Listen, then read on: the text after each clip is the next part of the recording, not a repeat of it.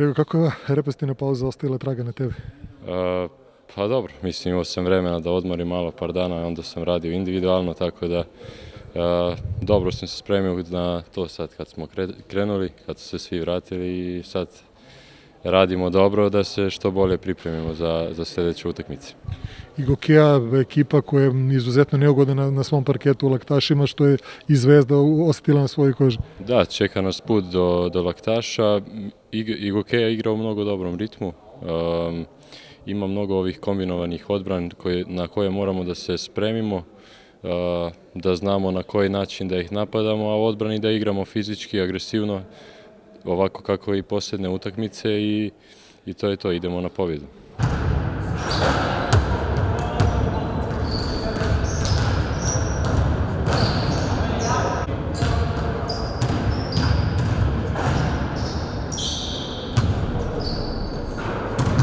Evo, košarkaši Partizana ponovo su se kompletirali nakon novih reprezentativnih obaveza.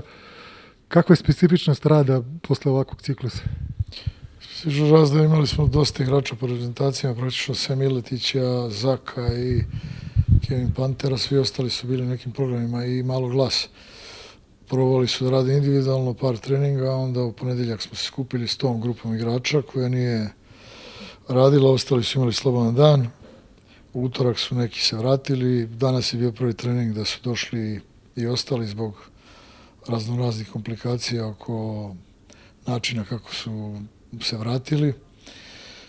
Tako da eto, prvi trening, imat ćemo neka 3 treninga do utakmice sa Igokeom i to je to. Sve Igokea izuzetno neprijatna na svom parketu.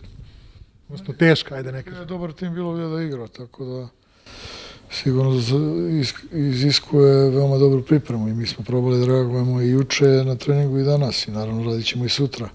Sve one neke detalje koji su bitni za igru Igokea, oni su tim sa velikim iskustvom, promenjeni odnosno na prošlu godinu, kako već svi to su primetili, ali sa istim koncepcijom, zato što je isti trener koji radi izvanredno i mislim da će morati dosta vodimo računa o njihovoj odbrani koja je veoma specifična i da shvatimo koji je način kako treba da ih napadamo. Naravno, uvek imajući u vidu i to kako ćemo mi da pripremimo odbranu i kako ćemo da neutrališemo njihove glavne igrače, odnosno način na koji oni žele da poentiraju i da budu utakmici.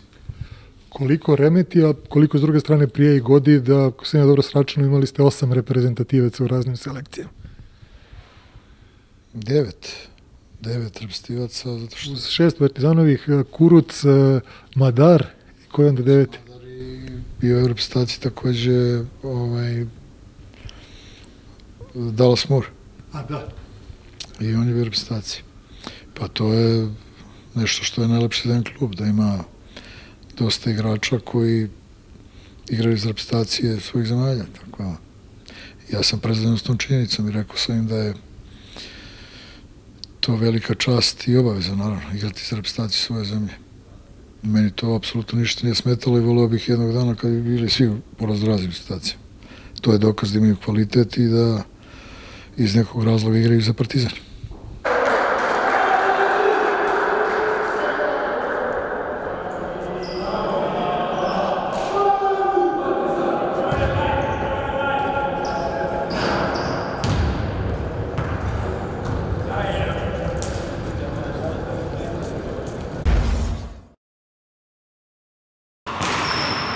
Pratite nas na BC Partizan kanalu na YouTube.